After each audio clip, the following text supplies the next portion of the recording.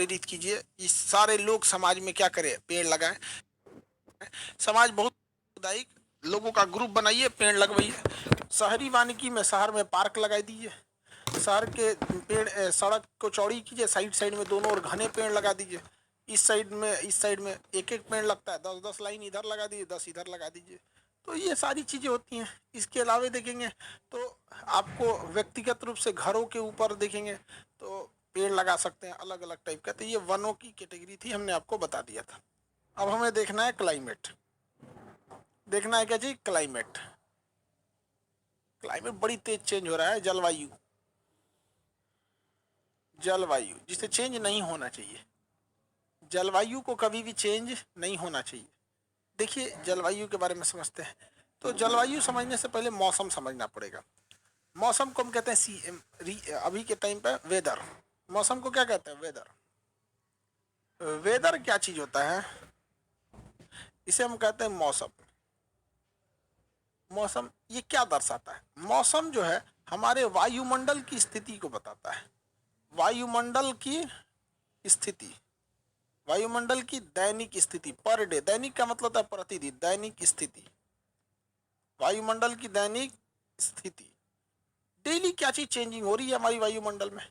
जैसे अब देखेंगे सुबह किसी दिन ज्यादा कोहरा रह रहा है, किसी दिन कोहरा कम रह रहा है, ऐसी ऐसी स्थिति हो रही है यहाँ पर। तो किसी दिन कोहरा ज्यादा, किसी दिन कोहरा कम है। तो अलग अलग स्थिति होती है अलग अलग क्षेत्रों की। आप नहीं कह सकते हैं कि आधे घंटे में कोहरा खत्म हो जाएगा या नहीं खत्म हो जाएगा। आधे घंटे में खत्म भी हो जाएगा, अचानक कोहरा छाप जाता है, अचानक दिखेगा ही नहीं, अचानक से कोहरा आ जाता है। समझ में आया कि नहीं आ गया। तो ऐसी स्थिति में बड़ी दिक्कत होती है, भयावह स्थिति हो जाती है परिवहन के दृष्टि से अगर देखेंगे तो मौसम एक बहुत ही सेंसिटिव और चेंजेबल चीज है जो घंटे घंटे बदल सकता है। आप अभी बैठे हैं, हो सके तो बारिश चालू हो सके तो फिर धूप निकल जाए। तो हर घंटे मौसम चेंज हो सकता है। आप मौसम को, आप कभी भी भविष्य मौसम को आकलन आप अंदाजा से नहीं कर सकते हैं। लेकिन जब आप किसी जगह पे एक लंबा समय बिता देते हैं ना, तो आपको उस मौसम का अनुभव हो जाता है। लंबे समय बिताने के बाद आपको भारत में रहते रहते यह अनुभव हो गया है कि दिसंबर का महीने में बिना कंबल रजाई के काम नहीं चलने वाला। लेकिन अगर हम आपको यहाँ से उठा के भेज दें ऑस्ट्रेलिया, ऑस्ट्रेलिया में अभी भीषण गर्मी पड़ रही होगी, एकदम भयानक, क्योंकि सूर्य कहाँ चला गया है, मकर रेखा पर। ये कर्क रेखा, ये सॉरी, ये यहाँ भारत है कर्क रेखा पे, अभी सूर्य यहाँ घूम रहा है और ऑस्ट्रेलिया के ऊपर है, भयानक गर्मी पड़ रही है। अब हम ऑस्ट्रेलिया में आपको भेज के कहेंगे बताइए यहाँ किस कब कौन सी मौसम होता है, आप नहीं बता पाए क्योंकि आपने वहाँ कम समय बिताया है। तो मौसम जो होता है एक तात्कालिक दैनिक जीवन में चेंज होने वाली चीज है। दिन भर में 4 बार मौसम चेंज हो सकता है, हर घंटे मौसम चेंज हो सकता है। तो मौसम पे हम कभी भी भरोसा नहीं रख सकते हैं, मौसम बदलने वाला चीज ही होता है। लेकिन जब हम किसी जगह के मौसम में 30 से 35 साल बिता देते हैं तो हमें एक लंबा अनुभव हो जाता है कि 12 महीने में मौसम कैसा होगा, जनवरी का औसत मौसम कैसा होगा, ये हम पता लगा सकते हैं। जनवरी में कुछ भी हो जाए, बिना रजाई कंबल के आप रात नहीं बिता सकते। कुछ भी कर दीजिए, दिसंबर जनवरी फरवरी आप बिना कंबल रजाई के नहीं काट सकते हैं। रात मार देगा, ठंडा मर जाएंगे। समझ में आ गया कि नहीं। मार्च में भी थोड़ा बहुत ढिठाई कर सकते हैं आप, चलेगा, थोड़ा बहुत ढिठाई आपकी चल जाएगी। अप्रैल में आपको कंबल की जरूरत नहीं पड़ेगी। मई में कंबल ओढ़ लिए तो अगले दिन सुबेरे आप चोखा बन के उतरेंगे, बैगन की तरफ पहुंच जाएंगे। समझ में आ गया कि नहीं आ गया। आपको कैसे पता हर महीने के बारे में। लेकिन अगर हम वही कह दें कि आप बताइए 5 मई को क्या स्थिति होने वाली, तो ये नहीं बता सकते हैं 5 मई को क्या होगा। कुछ बता देंगे, लू चलेगा, भयानक गर्मी होगी, रह नहीं पाएंगे, सूर्योदय हो जाएगा सुबह 5 बजे, सूरज निकल के टन टन हो जाएगा एकदम। तो कुछ चीजों को आप बता सकते हैं, लेकिन मौसम को 100% आप नहीं बता सकते। तो मौसम एक चेंज होने वाली चीजें है। लेकिन जब आप किसी भी समय, किसी स्थान की, किसी जिले का, किसी राज्य का या किसी देश का मौसम को 30 से 35 साल तक क्या करते हैं, अध्ययन करते हैं। 30 से 35 साल तक क्या करेंगे, अध्ययन करेंगे। तो उस अध्ययन के बाद, 30 से 35 साल के अध्ययन के बाद जो एक औसत वैल्यू निकलेगी, औसत वैल्यू, एवरेज आइडिया जो निकलेगा, उसे हम कहते हैं जलवायु। क्या कहेंगे, जलवायु, क्लाइमेट। क्लाइमेट। क्लाइमेट कभी भी चेंज नहीं होता है, क्लाइमेट कभी भी चेंज नहीं हो सकता है, जबकि मौसम हमेशा चेंज हो सकता है। क्लाइमेट बताइए तो कितने साल का औसत होता है? मौसम के 30 से 35 वर्षों के औसत को हम लोग क्या कहेंगे? जलवायु कहते हैं। समझ में आ गया? अभी कोहरा छाया हुआ है चारों ओर, अभी तो 10 बजने जा रहा, तो कोहरा खत्म हो जाएगा, लेकिन सुबह 6 बजे 7 बजे आसपास बहुत ज्यादा कोहरा था। सुबह के समय बहुत ज्यादा क्या था? कोहरा था। इस कोहरे के कारण हम लोग बताइए, ये कोहरा जलवायु का हिस्सा था कि मौसम का? सुबह 6 बजे कोहरा था, ये मौसम का था या जलवायु? यह मौसम की बात थी। किसकी बात थी? मौसम की। क्योंकि 6 बजे की बात है मौसम में, लेकिन भर दिसंबर ठंडी रहेगा, ये क्या चीज है? जलवायु। पूरी दिसंबर ठंडी रहेगी, ये जलवायु है। ठीक है? जलवायु चेंज होगा? नहीं चेंज होगा। अब बताइए, अचानक दिसंबर में गर्मी पड़ने लगे, सब आदमी रजाई हटा देगा। जून में हमारे यहाँ क्या पड़ती है? गर्मी पड़ती है। जून में गर्मी पड़ती है, अचानक दिसंबर वाला ठंडा आएगा तो आधा लोग मर जाएंगे 1 घंटा के अंदर अंदर। कोई हाफ शॉर्ट पैंट पहन के कहीं घूमने गया है, कोई मोटरसाइकिल लहरा रहा है हाफ शॉर्ट पहन के, क्योंकि जून के समय में ज्यादातर लोग हाफ शॉर्ट पहनते हैं ताकि गर्मी बहुत ज्यादा रहे। अचानक वहां ठंडा आ जाए, दिसंबर वाला, कांपने लगे, सब आदमी मर जाएगा। कोई किसी को भागने का इतना टाइम ही नहीं मिलेगा।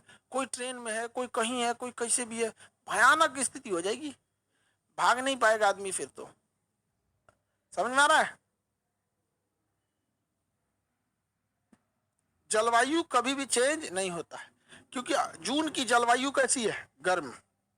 जून की जलवायु गर्म। अब आप समझ रहे हैं कि नहीं समझ रहे हैं जी? मौसम और जलवायु में अंतर, मतलब मौसम और जलवायु में इसी बात का अंतर है कि मौसम चेंज होते रह सकता है, लेकिन ये कितना चेंज होगा, मिनिमम कितना जा सकता है, मैक्सिमम कितना जा सकता है, इसके बीच के औसत को हम क्या कहते हैं? जलवायु कहते हैं। जलवायु चेंज नहीं होता है, यह औसत मान होता है। इसीलिए एक गाना भी है, मौसम की तरह तुम भी बदल तो न जाओगे, क्योंकि मौसम हमेशा बदलते रहता है। समझ में आ गया कि नहीं? अगर कोई आपसे पूछे कि मौसम की तरह तुम भी बदल तो न जाओगे, तो कहिएगा ना ना ना ना, हम जलवायु हैं। क्या बोलिएगा? हम जलवायु हैं। किसी को दिक्कत? ये सब देखिए, प्यार मोहब्बत में झूठ बड़ी बोलता है सब लड़का सब, ये सब बड़ी खतरनाक चीज है।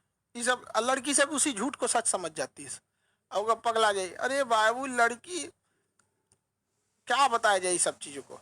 प्यार मोहब्बत और चुनाव में किए गए वादे हवाई फायरिंग हो जाते हैं, किसी काम के नहीं रहते हैं सब।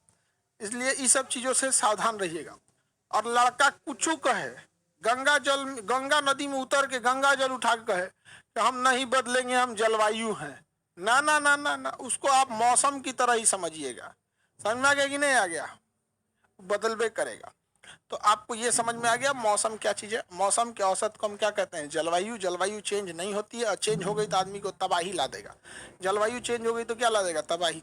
अब जैसे राजस्थान में बाढ़ आने लगे, डेली बारिश होने लगे, वहाँ के लोग हैबिचुअल ही नहीं है, ना उस टाइप का घर बनाया गया है, ना कुछ। वहाँ घर को टेंशन है नहीं, यार पानी आता ही नहीं, निकलने की क्या टेंशन है? अब बिहार में घर भी उस टाइप का है कि भाई पानी निकालो यहाँ से। हर चीज के अलग अलग कंडीशन है। अब कश्मीर के लोग कभी गर्मी ज्यादा देखबे नहीं किया, वहां जून की तरह भयानक गर्मी पड़ेगा, सब जना का चमड़े जल जाएगा। हम लोग कभी कश्मीर और लद्दाख की तरह ठंडी नहीं देखे, अचानक ठंडी आ जाएगी तो क्या होगा? मर जाएंगे लोग। तो जलवायु बहुत मायने रखती है, तबाह हो सकता है आदमी जलवायु की वजह से। अगर आपसे क्वेश्चन में आ गया जलवायु किसे कहते हैं, तो आप क्या लिखेंगे? 30 से 35 वर्षों के मौसम के औसत को क्या कहते हैं? जलवायु। 30 से 35 वर्षों के मौसम के औसत को क्या कहेंगे? जलवायु कहेंगे। समझ में आ रहा है कि नहीं आ रहा है?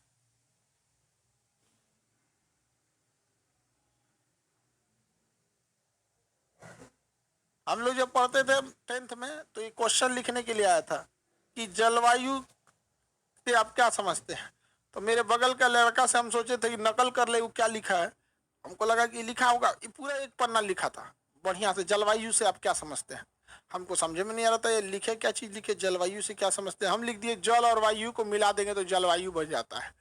हम सोचे इसमें से लिखे कुछ, तो लिखा था कि जलवायु के कारण लोग दर दर की ठोकरें खाते हैं। हम कहे नहीं तो शायर बन रहा है ज्योग्राफी के क्लास में। हमको लगा था कि हम ही को नहीं आता है, तो हमरों से गैल गुजरता है। जलवायु कर दर दर की ठोकरें खाएगा लोग। देखिए जलवायु किस किस चीजों पर डिपेंड करता है। सबसे पहला स्थिति होती है समुद्र। आप समुद्र के कितने पास हैं। अगर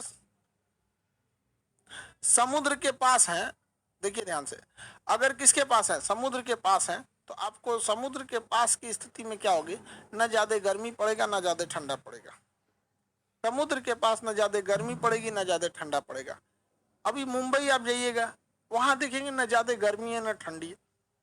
समुद्र से जितना दूर होते जाएंगे क्लाइमेट चेंज उतना सीजन में चेंज उतने ज्यादा देखने को मिलेगा, टेम्परेचर में चेंजिंग देखने को मिलेगा। तापमान में अंतर समुद्र के पास ज्यादा नहीं होता है। दिन के तापमान और रात के तापमान में बहुत का अंतर नहीं होता है। समझ में आ गई नहीं। तो समुद्र के पास दैनिक जो तापांतर होता है, तापांतर ये क्या होता है, बहुत ही कम होता है। तापमान में अंतर बहुत ही कम देखने को मिलता है।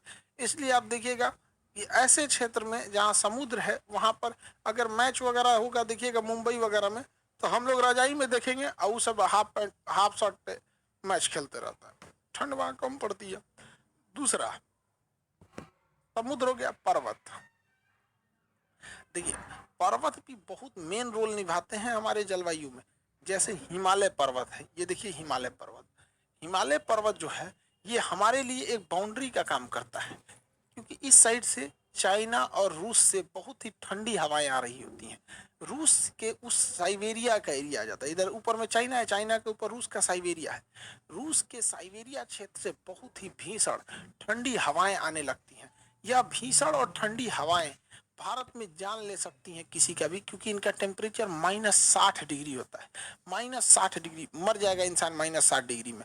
समझ में आ गया कि नहीं? हवाई जहाज जो उड़ता है ना, हवाई जहाज, हवा में जो हवाई जहाज उड़ रहा है, ये हवाई जहाज हो गया, ये बढ़िया हवाई जहाज, ठीक है। ये हवाई जहाज के अंदर आदमी रहता है, बाहर का टेम्परेचर -45 डिग्री सेल्सियस रहता है। जब हवाई जहाज ऊपर जाता है ना, कहाँ पे, समताप मंडल में, तो उसका टेम्परेचर होता है -45 डिग्री सेल्सियस। सोचिए -45 डिग्री हो जाता है। बर्फ नहीं जम जाएगा, अगर धीरे चलता तो बर्फ जम जाता है। जमने का उसको टाइम ही नहीं देता, इतना स्पीड से चलता है। 800 से 900 की इसकी स्पीड में चलता है, 800 से 900 किलोमीटर प्रति घंटा की स्पीड। -45 डिग्री टेम्परेचर हो जाता है वहां पे। इसी वजह से इसका जलता हुआ धुआं भी बर्फ बन जाता है। धुआं न होता है ना, वाष्पीकरण हो जाता है। जैसे ठंडी के दिन में हम लोग ऐसे सांस छोड़ते हैं ना, तुरंत भाप बन जाता है ठंडी के दिन में। गर्मी के दिन में नहीं बनता है, क्यों? क्योंकि ठंड में वो जम जाता है वहां पे। उसी तरह जहाज का धुआं भी ऊपर जम जाता है, तो लाइन बन जाता है। लोग कहते हैं रॉकेट जा रहा है, रॉकेट, रॉकेट नहीं है, वो जहाज है।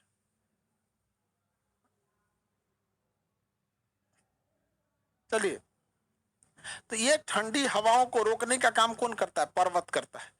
तो बताइए, उत्तर भारत में अगर ये पर्वत नहीं रहता, तो ये बताइए पर्वत की जो स्थिति है, समुद्र से दूरी तो समझ में आ गया, पूरी बात लिख देते हैं यहाँ।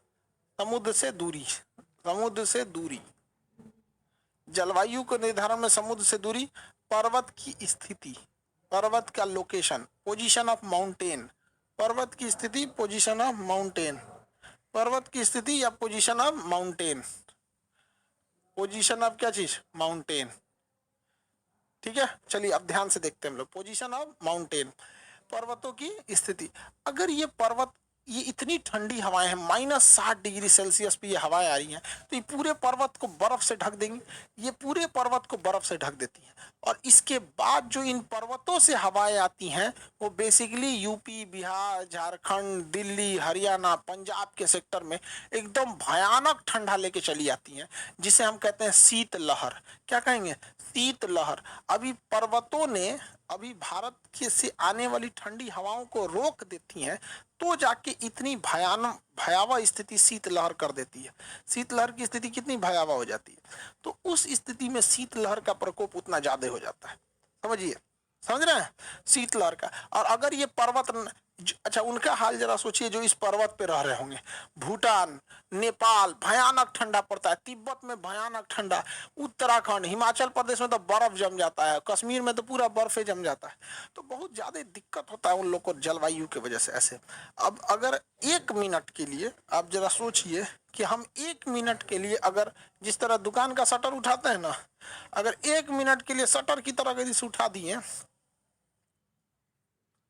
शटर की तरह क्या कर दिए अगर उठा दिए, तो ये -60 डिग्री टेम्परेचर सीधे आएगा पंजाब, हरियाणा, दिल्ली, यूपी, बिहार, झारखंड, बंगाल, असम।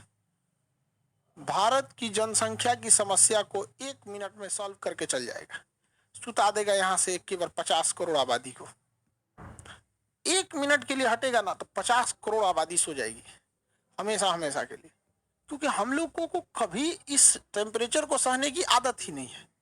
समझ में आ रहा है कि नहीं? यहाँ के लोगों को आदत है, अब कश्मीर के लोग जी जाएंगे कि आदत है उन लोग को, बचपने से देखे हैं उतना टेम्परेचर, लेकिन हम लोग नहीं झेल पाएंगे, हम लोग उतना टेम्परेचर को नहीं झेल पाएंगे। आगे बढ़े, किसी को दिक्कत? तो जलवायु के निर्धारण में दूसरी काम हो जाता है पर्वतों की स्थिति। अगर पर्वत नहीं रहेगा तो गड़बड़ हो जाएगा, जलवायु आपका हट जाएगा, अलग डिजाइन का हो जाएगा। उसके बाद होता है समुद्र से दूरी हो गया, पर्वतों से दूरी हो गया, जलधारा। जलधारा, आपको पता है कि अगर गर्म जलधारा हमारे पास से गुजरेगी, तो अगर इस समुद्र के पास से गर्म जलधारा गुजरेगी तो यहाँ का टेम्परेचर गर्म, और ठंडी जलधारा गुजरेगी तो टेम्परेचर ठंडी। भारत के पास से कोई जलधारा नहीं गुजरती है, इसलिए भारत की स्थिति पे तो जलधाराएं कोई प्रभाव नहीं डालती है।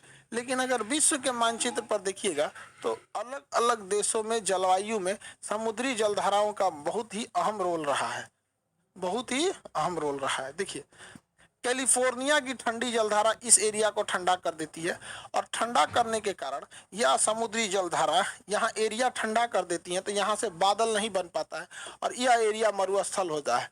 तो यहाँ की जलवायु कैसी हो गई? मरुस्थली हो गई। कैसी हो गई? मरुस्थली हो गई।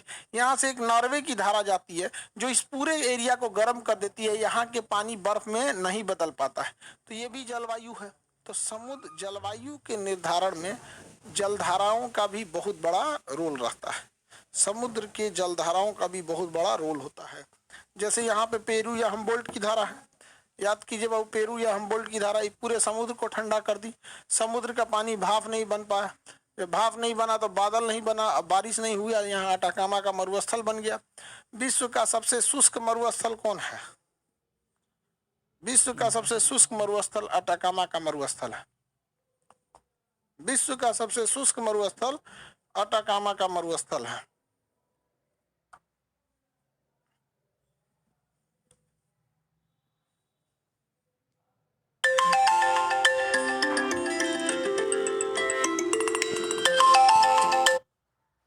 Hello hello. हाँ ये सब है, हाँ ये सब है, ठीक है। ठीक है। बाहर चल रहा है। हाँ क्या कर देती है पापा? हाँ क्या कर देती है पापा? कौन सी? देती क्या कर? नहीं सर।